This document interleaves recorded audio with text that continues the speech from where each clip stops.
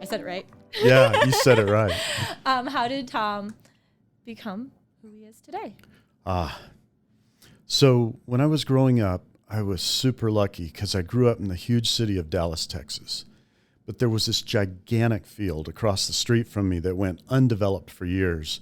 And so I grew up riding motorcycles. And before we had airsoft guns, we had BB guns, and we were insane enough to have BB gun fights out there. And it was a playground, to say the least. And also, my dad let me have free range of all the power tools he owned in the garage. So I just grew up making things. I loved to make things.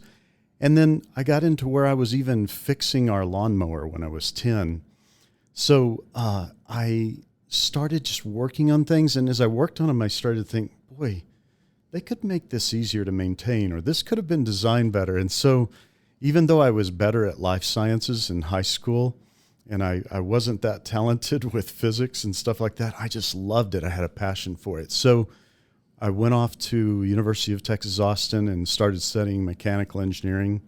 And it really was challenging for me at first. I remember feeling lost in statics and dynamics. And this was in the years where there was no such thing as data science. But Sarah, I frequently laugh. People will say, well, why did you switch to data science? And I'm like, dude, I was doing least squares regression manually as a freshman in physics lab. Oh. Yeah. And so, we didn't do computing all the time in those days. I started on punch cards. Thank God in that same semester we went to terminals, but I always gravitated more toward the predictive modeling side of mechanical engineering and really got into electrical engineering too. So after getting my degree, I looked at my options and I really got attracted by the possibility of going through the Naval Nuclear Program, but as a civilian to serve the Naval Nuclear Program. So in the end, I ended up learning a lot of theory to practice with power plants and nuclear engineering. But that bug of predictive modeling kept gnawing at me. And so I went to grad school and I really wanted to emphasize predictive modeling. And I switched toward, I had been doing what we call energy fluid systems. Mm-hmm. And that was fascinating because that's the power plant stuff. But I just couldn't get the attraction of control system design and kinematics and dynamics out of my head. And by that time, I loved it. So I started emphasizing that in my graduate school work.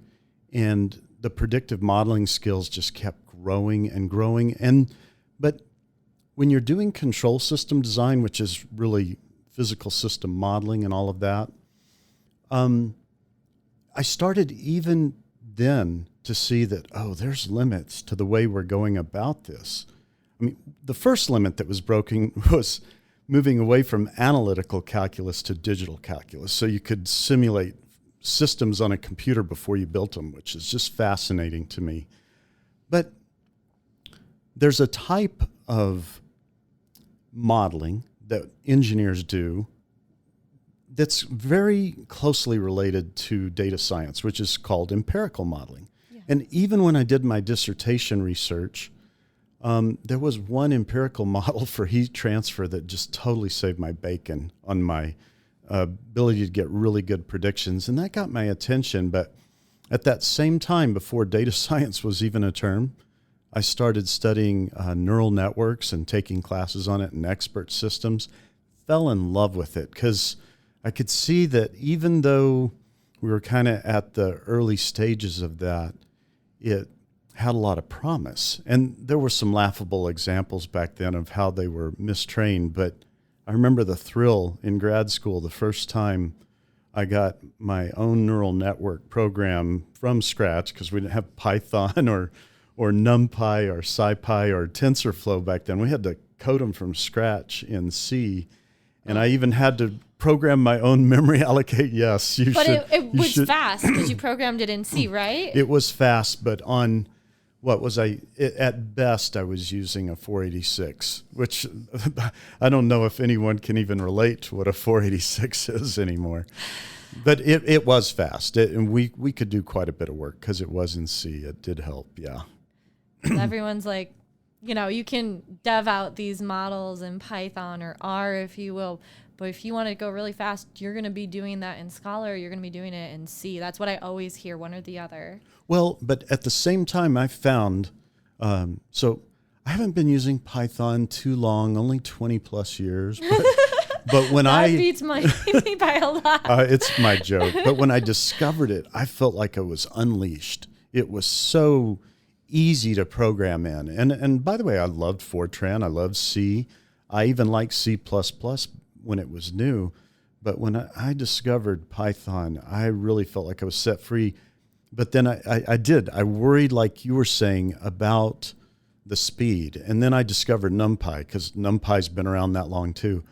And it was amazing that you could do all this math in parallel, and it was definitely fast. And multi-threading and all of that, yeah.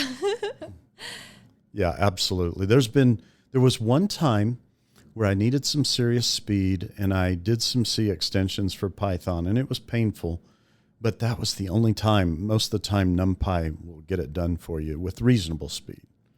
We've been using a lot of like PySpark and things like that. And so everything runs so fast across millions and millions of data points. That's awesome. I'm a big believer in learning PySpark as soon as you need to, but if you're deep into the concepts and you've learned a lot of tools in the past, I'm hoping the employers, when they put out job postings, will be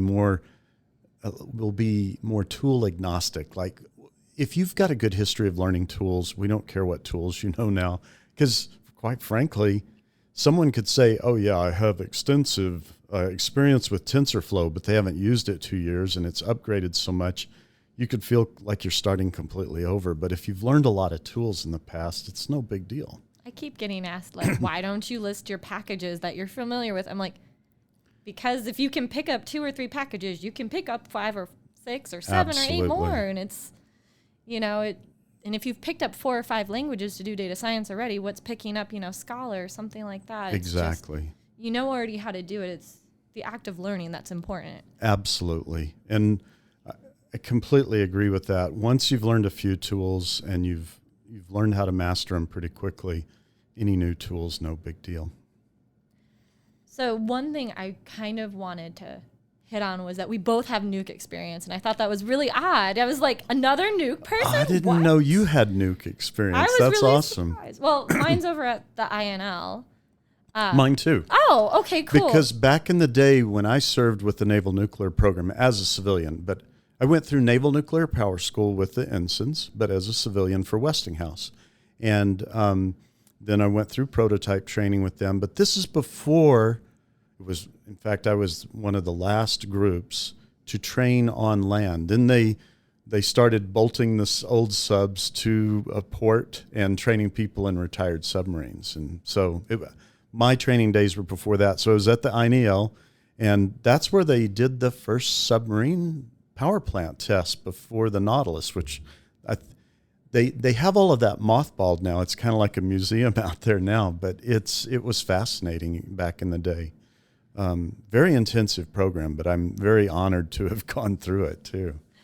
Well, I just went through it as a statistician, so not at the same depth, but it was cool to see that we both had nukes intersecting in our background. And at the INEL, that's really cool. They call it the INL now. They dropped the E, but everyone knows when you say INEL that what exactly. you mean nowadays. They've been through a lot of name changes, actually. Yeah.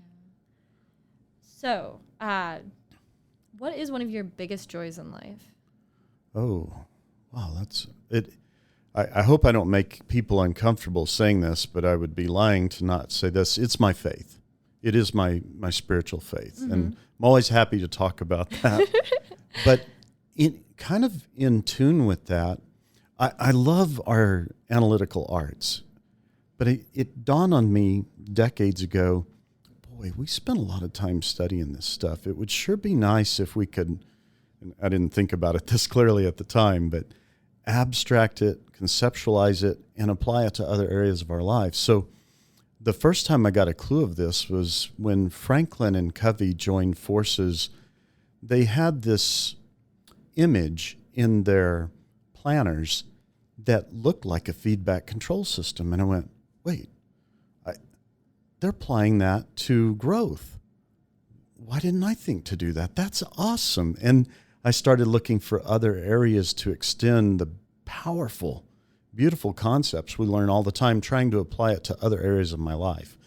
For example, I'm just a student of reinforced learning, but I'm in love with it. And I programmed my own environment just because I'm a masochist and wanted to do that. And Visual Python's super powerful to do that kind of stuff in. But watching my little stupid reinforced learning agent, how it would go about learning, I found it so instructive. I found it smarter than me at times because it would just venture out and it would learn. Every once in a while, it'd stop and say, how am I doing? Look back and make some calculations, and they're just estimates of estimates, and then it would move on. And I thought, I need to be more like that because I, more than anyone I've ever met, can get analysis paralysis if I'm not very cautious about it. So what's some of your favorite packages for reinforced learning? Python. Well, and Visual Python. No, in fact, when I'm learning something new, I tend to avoid the libraries and modules, so I'm forced to learn how to code it from scratch. yeah. And in fact, I love NumPy, and I'm not encouraging people to not use NumPy or SciPy or TensorFlow or PyTorch or any of those. I'm just saying, if you really hardcore want to understand the concepts very deeply, it really pays to program everything from scratch. So I made a very basic linear algebra toolkit because I realized, okay, if I'm going to do this, I'm going to need that. And then I made my own closed system solvers and my own gradient descent solvers. I just wanted to see what it looked like under the hood. And then I got a little interrupted from that when I felt like I needed to jump ahead to reinforced learning and jump ahead to transformers. But I would say I don't have a favorite package, but I've never come across one that I hate either. But I do really like NumPy because it's that next level up, and it does take a lot of burden off your hands programming-wise. It does. So you're a doctor, aren't you? Yes, but I can't fix your thyroid or something. Well, hopefully. Of I the think physical it's still sciences. Good. Yeah, I have a PhD. That's right. And I loved getting it. You loved getting it. Yeah, I did. When did you decide that, when did you find out what a PhD was, and when did you decide that is for me? I had this high ideal in my head that there was almost nothing better to be in life than a professor. And I wanted to be a college professor. And there was something that cured me of that, getting my PhD. Now, I don't mean that I wouldn't still like to go be a professor someday, but I realized, okay, there's evils in academia, just like there's evils in industry. And, I went through a cynical stage as a younger man and had to learn, okay, quit being so critical and judgmental. The world's not this ideal place, and the adults really don't know everything they seem to pose themselves as knowing. So just try not to be that way as you move through life. But it took me a while to get over all of that. I think a lot of people that end up on that path for higher education have that moment where they're like, I want to be a professor. I know I did. And a lot of people I talk to also say I wanted to be a professor. And then somehow the reality of academia hits us in the gut. And we're just like, yeah, maybe this isn't for me, but I respect anyone who's a professor entirely. And absolutely. They do amazing work. They do. And there's evils in every sector of our technical world. There's things about the whole scientific community as a whole that I think are holding us back. P-value hacking would be one of them. Or always trying to you always have to have Yes. a significant p-value. Why can't we publish insignificant p-values? Hey, I did this and it didn't work out. That's also a piece of knowledge. I Why totally isn't it? agree. Yes. Publishing more failures. And in fact, when I listened to professors while I was a grad student talk about some of the tricks, and I'm doing that in quotes with, I guess we are being Yeah, videoed. we are. Yes. It was interesting, some of the silly tricks they would pull just to get their paper published after it had been rejected the first time. And I went, do I want to play those games? I don't know. And it's publish or die. You need X publications with X collaborators within X time. And Yes, and I didn't like that aspect of it. But then again, being a PhD in industry is not a dream world either. So I think what I've learned to do, Sarah, this is probably, I wished that I could have heard an older gentleman say this when I was younger, is, hey, the greatest joy you're going to have is watching your personal growth and getting better at learning over time. Focus on that. Don't get too cynical about the way the world is, and just enjoy your growth and your accomplishments. You can't do any better than that. And frankly, that Solomon taught me that years ago, but did I listen very well? No. I mean, I love career. I would consider myself a career woman, but I have not found so much joy as that I find in my children, like my child, or my family unit. But I love doing academic achievement, writing papers. But I never knew that, like, being so career driven, that I would enjoy my child so much and watching them grow and then learn, or even teaching other people. Like I love teaching other people data science and watching that aha and that light up in their eyes. And that is a beautiful thing that sometimes I'm like, I'm hitting roadblocks, but like teaching someone else, like, this is the beauty of a neural network in there. Oh, I agree with you completely. I'm a little bit into kids. I only have 9 legal kids, but then you keep adopting, I think. Yes. And then I keep adopting around the world. I call my other kids, they're not illegal kids, they're just non-legal kids. So kids from India, Africa, South America, and they all call me Dad. And we have a community that we've grown. I founded it, but I couldn't have done it alone. It's called Integrated Machine Learning and AI, and it's a blast. And between that and the company I work for, I have never had a better time in my career. It's been great.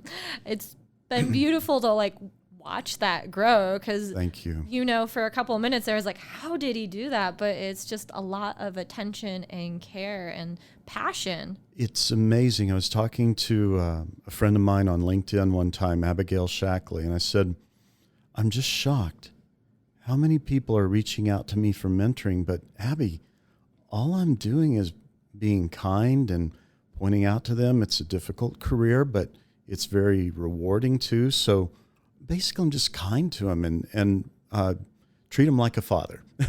And it's amazing.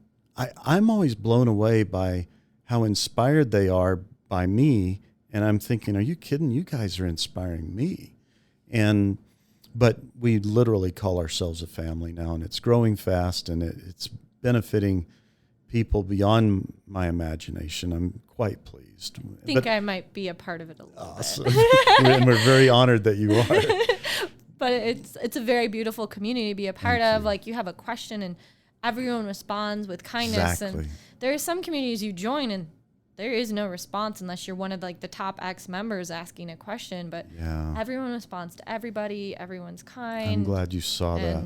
It's beautiful. You know, it's nice because we have a superstar family member now, Dennis Rothman, who I look up to so much, but he just treats me like an equal. And he is really an AI titan from his career, but he shows up and he's even inspired by the way our community interacts. But we have a name for it.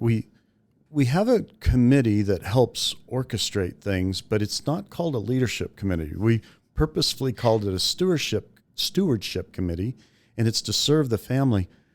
But the real leader of integrated machine learning and AI is a spirit called More Together. And we started out with that spirit to say, I don't want to know more than you or be more skilled than you. As I get more knowledgeable and more skilled, I want to bring you along with me. Oh, and by the way, as you gain more knowledge and skill than me in an area, would you help me? And it's like we're a mountain climbing group, and it's working. That's what's so exciting. One of the best things I've heard recently is you are the sum of the 5 people that you like spend the most time with, obviously outside of family, especially if you have 9 kids. But like thinking about life in that sort of terms is just like a little bit of a paradigm shift for me. Like, do I want to be like the 5 people I spend my most time with? And do I admire them? And do I want to grow in that direction? And if not, you need to make a change in your group. I love the way you put that. And as you were explaining that, it hit me. This might be a shock to people after hearing us talk this way. I was an only child. Okay. I'm an only child too. Interesting. And I had an awesome, I don't like to call him a foster brother, but just for those that are listening, he was a foster brother. My mom met him when she was teaching. Our family fell in love with him, and he lived with us for about 3 years, but he was an orphan. And but we just sponsored him, and he lived with us, and we still stay in touch, even though my parents are deceased. But I think of the number of paradigm shifts I've had in my life, and what you were just describing with your child and our children, and then our greater extended family that we create as we grow up. It's been a big paradigm shift for me, to shift from thinking of myself as a individual to more as not even a community leader. I really think of myself as a community servant. And I really get into studying the history of math and science, and I'm always blown away by it, because the big advancements were made when there were communities, and they were integrating their knowledge like we're talking about now, and it was a supportive community. And the greatest integration in the ancient world was in the Golden Age of Islam at the House of Wisdom in Baghdad, because unlike the Library of Alexandria, they integrated knowledge even from the Indian world. And that's how Al-Khwarizmi was able to come up with algebra, and Abu Kamil was able to come up with systems of linear equations, etc. But unfortunately, as it often happens, the Golden Age of Islam was declining, and thankfully, it just blows me away we don't talk about this stuff more, but this brave young man named Adelard from Britain traveled through Spain and Italy and Eastern Europe, and came all the way to the House of Wisdom before it crumbled, and brought all that knowledge back and started teaching it. By the way, Brits, and I don't mean just Brits, Europe. But I mean, what would have happened if he hadn't done that? Exactly what I'm getting at. And we as a people, because you and I look like we're both Japhethites, but basically Europeans in background, if we were our ancestors were quite dark in that time compared to the Muslims, the Arabs. And if he hadn't brought all that knowledge back and mastered it and taught it, we wouldn't be sitting here today with all this technology probably. We owe them that much. But it might have Arabs been lost, honestly. I agree. It was almost like a scarlet thread, like, so many times it could have died, like when the Alexandrian library burned. If the scholars hadn't dispersed and kept things going, but they couldn't keep it going at the same rate. And thank God the Arabs picked up the charge and integrated even greater. But yeah, by the way, the time of the Crusades was ugly. There was fault on both sides. But following that time, Adelard had the courage to travel all the way back to Baghdad to get that. Yeah, it's amazing. In a day and an age where like you typically didn't travel more than 2 to 3 miles from where you were born. Oh yeah, exactly. You're hitting the nail on the head. That it was a life's work just to do those travels and gain the knowledge and get back safely. Yeah, you're hitting it. Jonathan Lyons, The House of Wisdom. It's a book. It goes over the history of what I'm talking about now, and Adelard's the hero from Britain. Yeah. Sounds Many like heroes a book won. Yeah, to pick up. It would be good. Yeah. But yeah, we stand on the shoulders of great people. I mean, you think about it: Newton, Faraday, Maxwell, Einstein, but then it goes on. And I know some people don't like OpenAI, but you've got to hand it to them. They're brilliant for how many intellects they brought together and how many resources they brought together to push natural language processing, and many other things in our deep learning arts to new levels very quickly. And I mean, everyone has differing opinions about GPT-3 and how it's not publicly available. And now there's all these like GPT-3 lookalikes that are open source and available, and how their data sources are more non-biased. But I mean, we're humans. We have a bias. No matter what language you pick up or where you get it from, it's going to have a bias. I was relieved. It was funny. I put together a modern day learning guild on LinkedIn because I wanted to learn Transformers, and Dennis's book wasn't out yet. And Dennis even joined our group, but he couldn't tell us he was about to publish the book. He had to keep it secret. But it was interesting starting to learn Transformers and get traction with it before, trying to learn something new from technical publications alone, when you haven't been in the know on the historical track of the key publications, that's so hard. Oh, it's so mind-numbing. And now, like, where do you start? Exactly. And you almost have to know the trail and go back to the key papers, and even appreciating why they called the famous paper "Attention is All You Need," why they called it that. It's kind of hilarious, but thank God for these heroes on YouTube that they do amazing visualizations of the math flow through a basic transformer, and you see them and you go, thank you, God, I needed that so much. And then you read a book like Dennis's, and it's got all this amazing centricity of necessary code to get up to speed with transformers, and it was just so easy to learn in this day and age compared to hundreds of years ago. It's just, we're so fortunate educationally. I mean, the difference, like hundreds of years ago in classes, was like you wouldn't know how to read, and someone who was doing research would, like, the idea of doing science and everything was upper class, and they did it for amusement. It wasn't for the furthering of science. A lot of the times it was like, I'm rich, I am bored, I'm going to go play with my chemistry set, and, that's kind of a lot of the stories that I heard. Now it's not far off the truth. Now, I mean, there's obviously, they wrote papers, they're part of scientific societies and things like that. But it's shifted a lot in that almost everyone can read. Now the thing that's gating it is I need $50 to be able to read this article online, unless I'm going to go be a pirate somewhere, unfortunately. Yeah.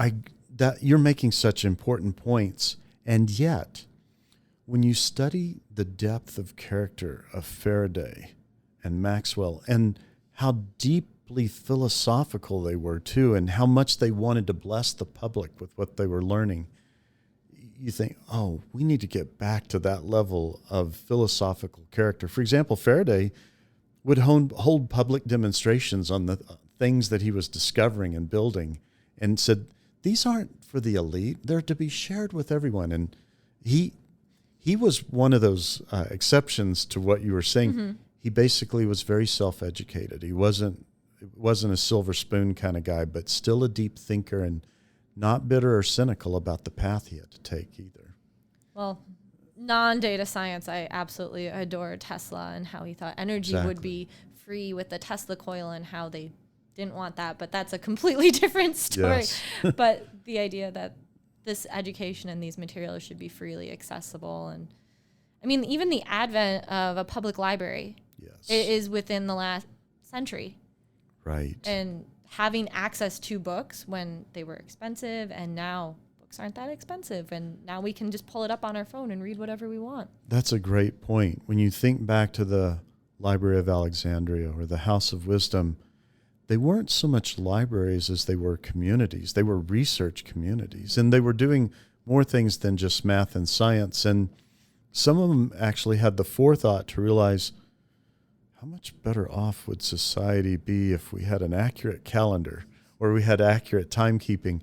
And a lot of people don't realize that was what was driving the astronomical studies that were so common back in those time periods for the great scientists of those days.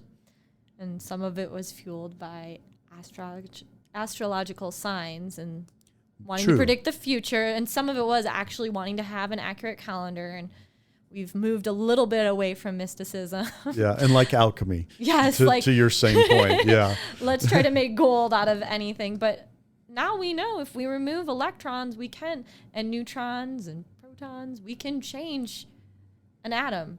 But the amount of radiation and all of that, might as well just go dig it up from the ground. Yeah, exactly. Those are magical materials, by the way. But, make fun of me if you will. I'll still keep working on my anti-gravity device in my shop. I haven't made any progress, by the way. One of the coolest things that I've read about is, I can't recall exactly where, but teleportation. We can get atoms from one location to another. We just can't maintain the correct structure. So an apple turns into applesauce, if you will. Right. But it's the correct number of atoms. Or there's conservation of mass. Awesome. Yes. And the other cool thing, other than anti-gravity, is smart dust. It's actually, there are papers published about like nanites, and they're real. It's not scientific. It's a little crazy and out there. Yeah, we could go on a real tangent with that. I've spent quite a bit of time studying how proteins are made inside cells, and it's wow. It's the most brilliant factory we've ever seen in the history of, well, anything we've seen, because it doesn't look like it's man-made. It's all these amazing molecular machines, and bringing a copy from the cell nucleus out and manufacturing a protein from all these amino acids it's mind-blowingly complex and beautiful and elegant. But I bring all that up because a lot of the great advancements we've made in data science seem to center around copying nature very well. And so we need to keep doing that until we've completely exploited it, because it's sure working for us very well so far. I'd like to add, too, that this is just something that seems apparent over and over. Computing power, it's almost good that it's been holding us back. It's still holding us back in the data sciences, but human ingenuity keeps winning, and it even keeps winning to push computational power forward. I'll be very excited to see, and I think it will probably eventually happen, quantum computing coming ubiquitous, but what a mind-blowing change that will be when we get there. The thought that I'm still learning this from people that are learning it. I'm not even an official student of it yet, but the thought that all of these, I can't even remember what you call them, I'll call them bits for now. I guess they're qubits. Mm-hmm. They're kind of waiting, and then the solution happens all at once. I'm like, that's just so mind-blowing. I love it. I mean, I got to talk to an individual who was building out at least the software solution, not the actual They're like computing. Simulators, right? Mm-hmm. Yeah, cool. And so they were an expert at that, but it's just absolutely fascinating that, Schrodinger's cat, it is alive and dead until you actually look in the box simultaneously. And that's basically what quantum computing is. It is a 1 and it is a 0 until you look in the box. Yeah, it's so cool. It took me a while to wrap my mind around it. And then some of the people that I mentor are already taking quantum courses, so they already know more than me about it. But the little bit that I've talked to them, I've finally gotten my brain wrapped around, okay, I'm at first base. Thank you. And I'm eager to study more, but boy, there's so much to learn, so little time. It's like you have to triage what you learn now. There's a lot. I do have to say, though, the really striking thing is the last big data science thing to come out was Transformers. Yes. And it's been about a year, and there hasn't been any gigantic advancement in the same way that Transformers has happened. So there's some things there that seem very promising and aren't getting attention. No pun intended. But one of them was linformers, which was a way to linearize the solution at the attention mechanism stage, which, as Marcin Beards would tell me, my brilliant Polish friend, remember, they're just graph neural networks. So it's kind of a little disconcerting to me. We call them attention mechanisms, but they're graph neural networks. but they're in that greater structure of the transformer. But if you could solve that part of it in the back propagation of that deep learning architecture a little more quickly, it's a huge benefit to the training time. So there's been these things called linformers that work more with a dot product, so that and there's faster training with very little loss in accuracy. But I recently heard that they're replacing attention mechanisms now with Fourier transforms. Mm-hmm. So I think we're kind of in we had this big vertical leap where the transformers were invented, and now we're kind of moving into a horizontal stage where, okay, now let's be a Henry Ford mentality. Let's make the training of these faster. And I think that's kind of what's going on, and it's just not as sexy maybe. Mm-hmm. I don't know. But to me, thinking of replacing the graph neural network part, the attention part with Fourier transform, that's very novel. But it's not the leap in architecture. It's just a leap in training, right? And there are always Fourier transforms aren't new. They're actually quite old. I've been using them just in a different way. Exactly. And so there's a lot of things, a lot of the papers I've written myself, where you take something from over here, like psychological, analytical techniques, and you apply them over here in nukes, if you will. And everyone's like, oh, that's different. And it's like, neural nets have been around since 1950. They're not crazy and new. Exactly. And so I do understand that. But I thought it was so odd that's what I'm hearing a lot from the community. Yeah, it's almost like we need to settle out for a while. These are so awesome. For those that are listening, and you've seen me give this talk, where when I realized they weren't going to share GPT-3, I had a oh crap moment. Is this the end of AI democratization? And then finally I'm reading Dennis's book, and he points out this transformer that could be trained with one good CPU and a good GPU, and it could spank GPT-3 on a specific task that you would want to aim it at.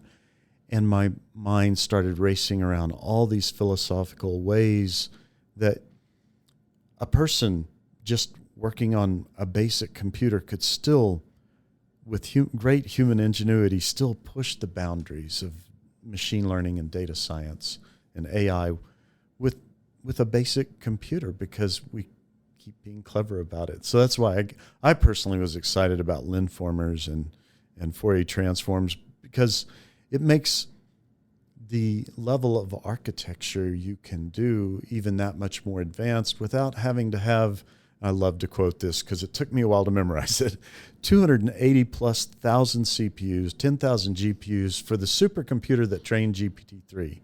And when you get into studying what GPT-3 can do, it really is a huge, huge step for us.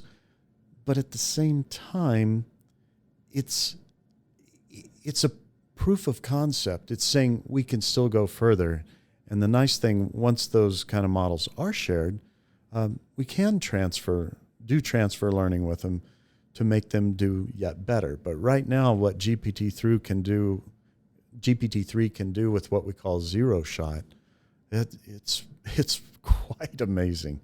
It really, I mean, basically, you're not even giving it a hint. You're just saying, hey, tell me this, and it tells you that. And it's like, dang, that's pretty good. They do have open source GPT-3 lookalikes. Yeah, okay. I can't remember the exact name, but I was reading up on it, and Nice. It's in Hugging Face now. So it's actually awesome. like super accessible. And I can totally put that in the description later. I think you'll agree with me. Let's give a message to Hugging Face together. Thank you, Hugging Face. You're a great repository of all these transformer models. So we much. love you.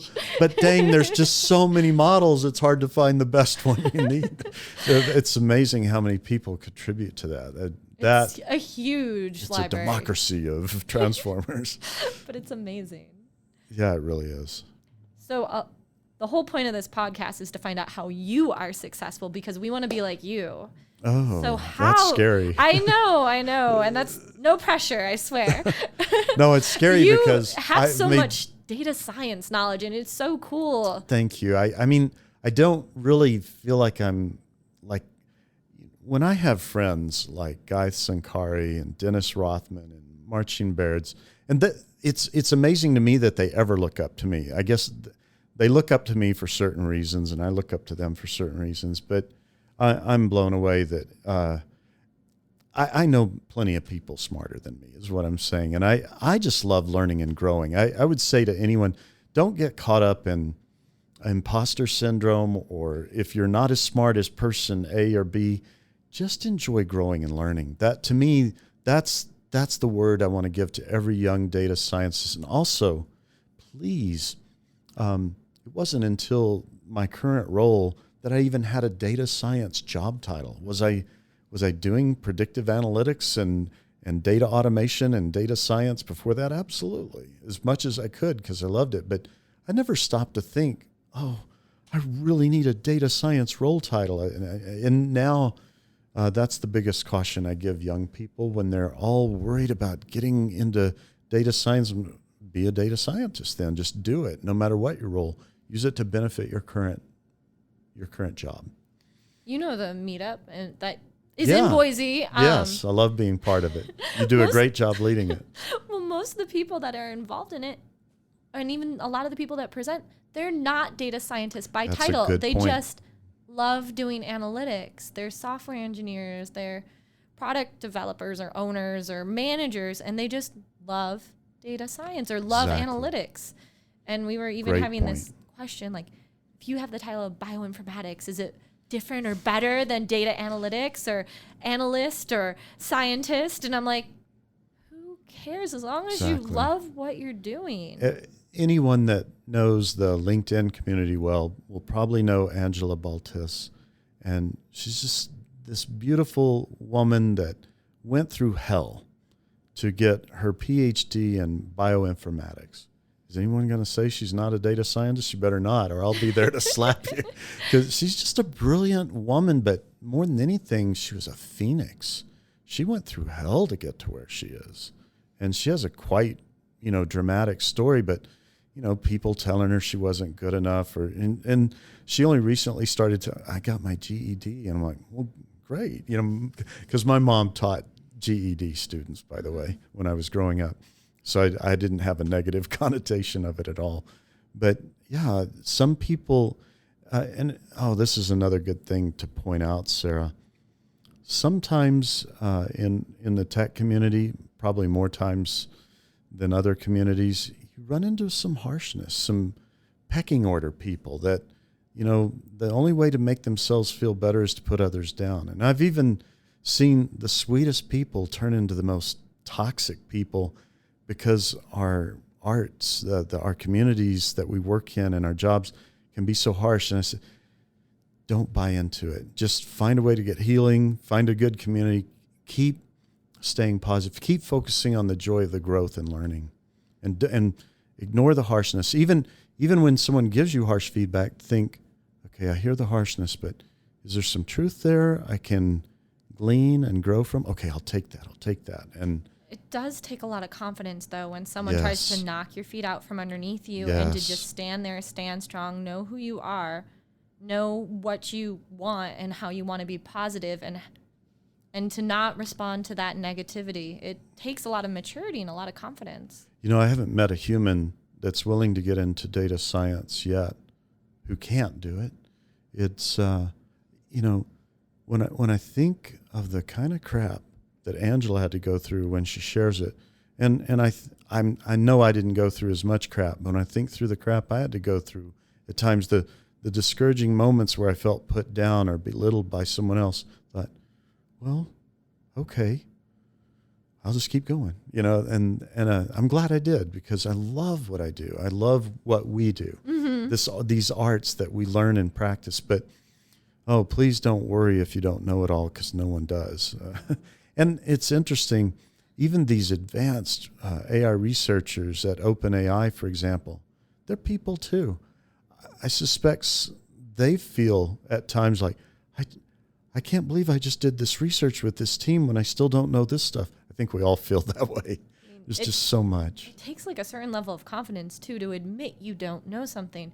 Yes. And there are a lot of things I don't know. And I've been doing this almost a decade. And I was still like, there's a lot of things I don't know. I'm but I want to go out and I want to learn it and I want to be passionate about it. I want to teach others. And and you grow so much faster when you have that spirit you just communicated. And you join a community of other people that are going in that same direction, those 5 people that are all heading hopefully in that direction that are in your life. I've seen a person do this where they saw their local community being inwardly harsh at times, and they pointed it out. That was a good, brave thing to do. I've never had to do it yet inside Integrated, but I think probably a time will arrive where I have to say, hey, guys, that's not us. Don't do that. But it can be said. I think we need to remind each other, too, though, when we see someone acting that way, it's really a poor mechanism to try to think more highly of themselves by putting someone else down. But even that person's doing it because of bad modeling or a past injury, and we can take some courage from that, but also some compassion toward the bullies and the toxic individuals. One thing my mom taught me is hurt people. It's so true. They just pass on their hurt. And if you can go gently point that out to one of them, it's been my experience. People will say, Thom, you're such a nice guy. Do you ever get angry? Oh, if you want to see me get angry, try to browbeat one of my mentees, one of my non-legal children. Mm-hmm. And it made me laugh on a show I was on. And they said, okay, Thom, why are you laughing? And I said, because I turn into this big mama grizzly bear when that happened. But then I realized, well, you know what? That's not so true anymore. I'll actually private message him and say, hey, you seem to be upset about something. What's going on? And there's only been one time I didn't end up making a friend that way, mm-hmm. of someone who was almost near trolling either one of my mentees or myself on LinkedIn. But the times where it didn't result in a friendship, they just ran away too. So why am I sharing that? I just mean to say, I think one of the best things we can do as technologists is start to kindly confront this when we see it, because if it doesn't exist anymore, we'll all grow faster and better. I mean, that sounds cheesy, but reach out in love and be yes. kind, because that's one of the best way to heal a hurt person is with kindness. But it may sound cheesy, but even Dennis Rothman really emphasizes this for the mm-hmm. same reasons we're talking about. So yeah, it's not just us little cheesy data scientists that say it. Even the great Dennis Rothman will say it too. So what is your secret to staying motivated all the time? Other than kindness. This might surprise everyone. So, oh gosh, this is embarrassing.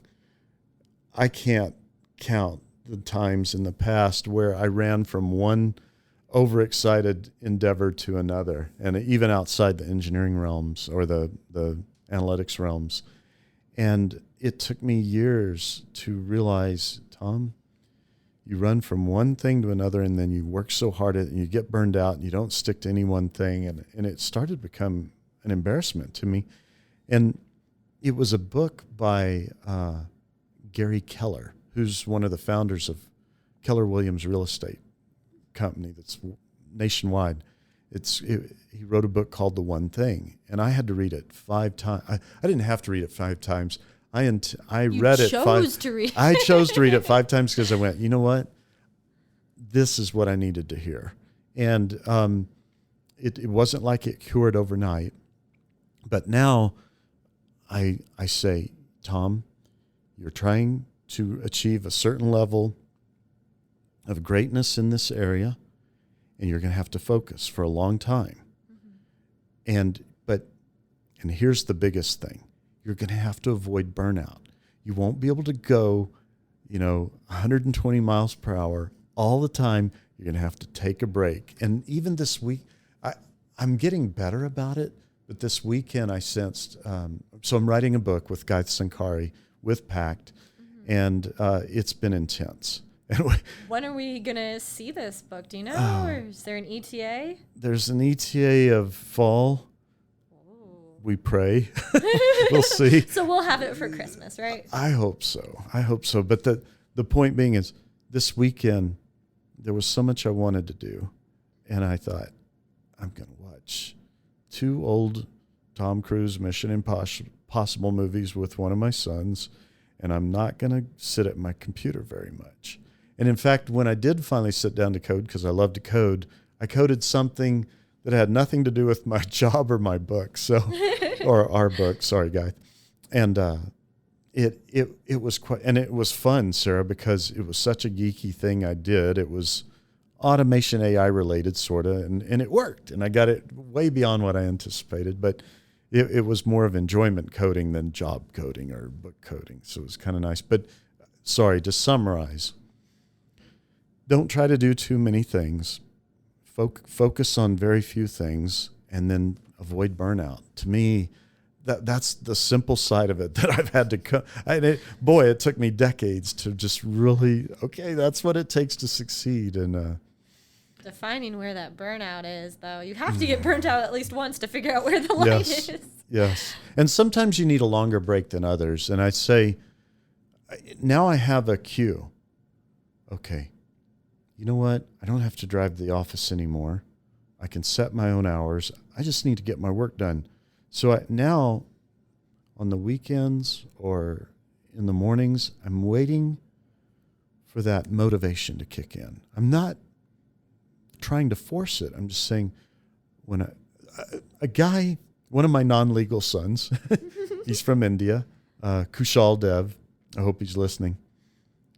He was trying to master, I'd gotten him excited about Dave Asprey in his book Superhuman, and he was trying to get by on as little sleep as possible. I said, Kushal, before you master that, remember the key here is to not work until you're rested, because you need a really sharp mind to do good data science work. So, there may be times where you're fighting something or you've fatigued yourself too much. So don't push it so much. The key is to be rested. Yeah, if you can get to that point in a few hours, great. But until then, just be rested. And so that was a long way of saying that's that turn on point I look for now to say, yeah, I really want to go work now. I'm tired of laying in bed here or tired of taking a break. And yeah.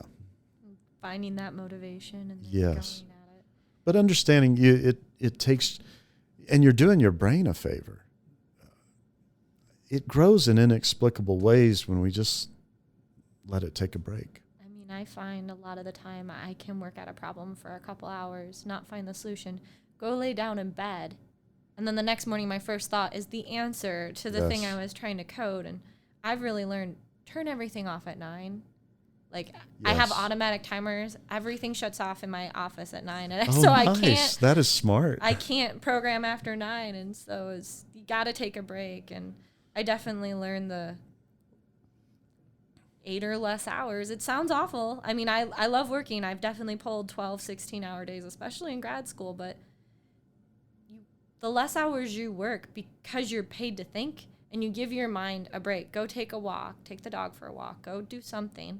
Else, and your brain suddenly it clicks for whatever reason, and your subconscious. And anyway, but enough about me. What about you? No, there's this story I love to share from grad school, and it's changed a little bit now because of the great tools we have on our computer screens. But it dawned on me when I was working on my PhD, when you hit a wall and you need to get creative to get around it, the worst place to be is in front of computer screens. So I'd pick up a clipboard and a pen, and I'd start walking across the Texas A&M University campus, because that's where I did my grad school work. And, Sarah, I kid you not, an average of 400 yards later, I had to sit down and write out what came to my mind. And I really was just trying to let it go. I wasn't trying to imagine, but my brain was still too active.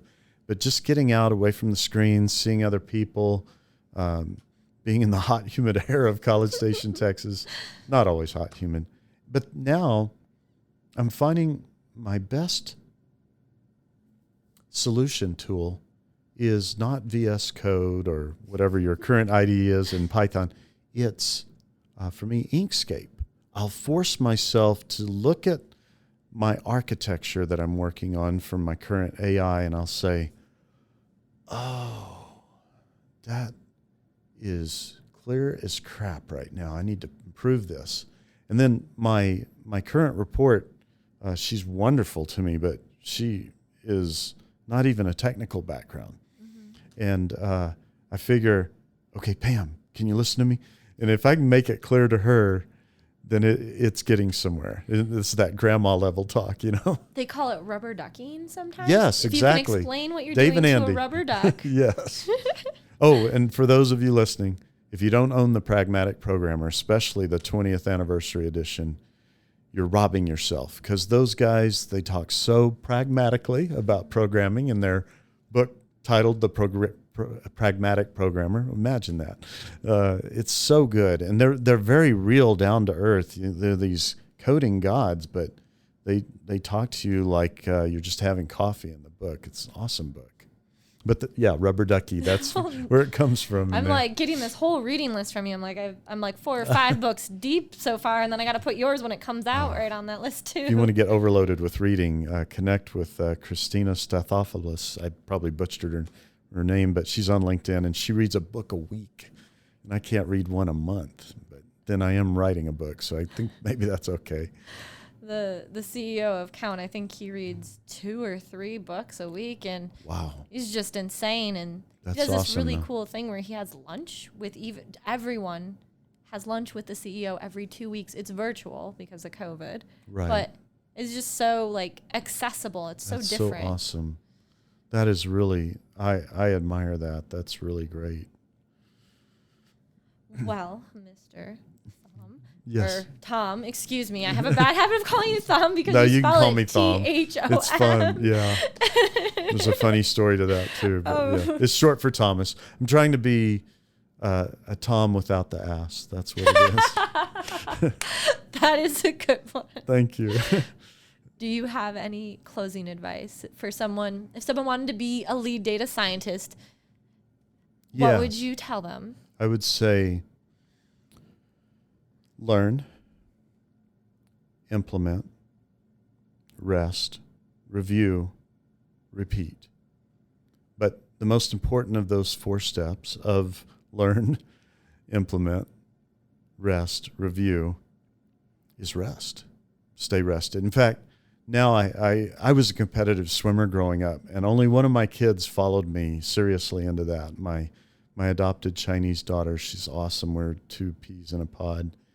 And I'm always having to remind her, Sarah, train hard. Not me, Sarah. Yeah, my Sarah, daughter's, your daughter. Yeah, that's right. Sarah, train hard, rest harder. And then once you get good at that, train even harder, but rest still harder. Because when I look back in time, I realized what held my swimming performance back. I was a senior class president at a big high school. I was kind of popular doing zany skits. You can see my zany videos on YouTube. Still zany Tom. But seriously, I was so busy. And I had too much energy, so I didn't realize I was holding myself back by not resting more. And even now, I find, you want to be a better data scientist? Then be as healthy as you can, and get plenty of rest too. I definitely agree with all of that. Good. Well, thank you so much for coming on. Honored to be here. This was great fun. I think I had more fun with you than I would have if I'd have been on Joe Rogan's show. In fact, it should be said that Joe Rogan is like this show, not this show is like Joe Rogan. Well, we're not planning on passing any blunts around, so unfortunately. And that was not a slight at Joe, by the way. It's just that for data scientists, this is the place to be. Well, we're hoping to encompass all of tech, so anyone that touches any technology. Oh, yeah, that'd be great. In fact, I'm eager for the STEM community to say to data scientists, yeah, you're one of us. It would be great. We're not considered one of them? I do. I'm a STEM guy, and I say data science is just a natural extension of what we all do.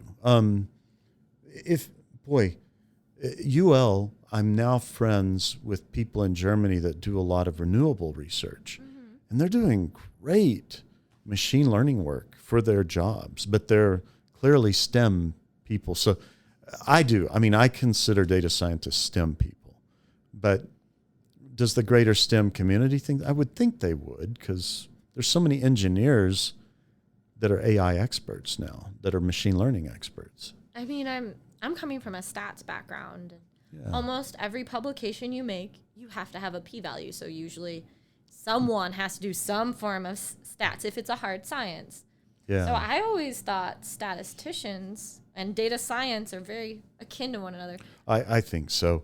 The difference is that, let's just take mechanical and electrical and civil engineering. Their methodologies are so well developed. We're still kind of developing good standard machine learning methodologies. You could find someone who's vertically brilliant who forgot to scale their features, or oh yeah, I have to encode these text values. Just silly stuff, but it's not a reason to berate one another. It's to say, hey, let me help you. You, by the way, let's write out a little list you should always kind of check before you go through a machine learning for production exercise. Someone that's been playing with cutting edge stuff, they may not have ever done a real machine learning for production type problem. That doesn't mean they're not smart. It just means they haven't thought through the process yet. I mean, everyone I work with they have PhDs not in data science. Oh. And so I hope the STEM community embraces them as, but. Well, and I kind of hope that data science becomes part of the other curriculums more than data science becomes a whole separate curriculum. That's what I was going to say. So data science is like what computer science was in the 70s. There's no clear defined terms for a lot of things. Exactly. You've heard me stand on my soapbox and be like, machine learning has a different definition in these 3, 4, 5 textbooks. And it's true. The way computer science was in the 70s. And give us 30 years and we'll have this very defined approach and this is how we do stuff. But in the 70s, computer science was the Wild West. You punch cards and everything. Yes, and what you just said has been true of every field. Because data science is still up and coming, there's a lot of flux in the terminology. I mean, we can't even agree on what to call the objective function or the cost function or what else is it called? It's called different things. So there's terminology flux, there's role flux. But right now, it's kind of nice to be in the Wild West version of it, I think. It's exciting. It is. Yeah. Well, thank you so much for coming on. Thank you. This was great. I really enjoyed it. Thanks for listening to Sarah in Tech. Feel free to email me at sarah@sarahintech.net or follow me on Instagram @sarahintech. Hope you enjoyed listening.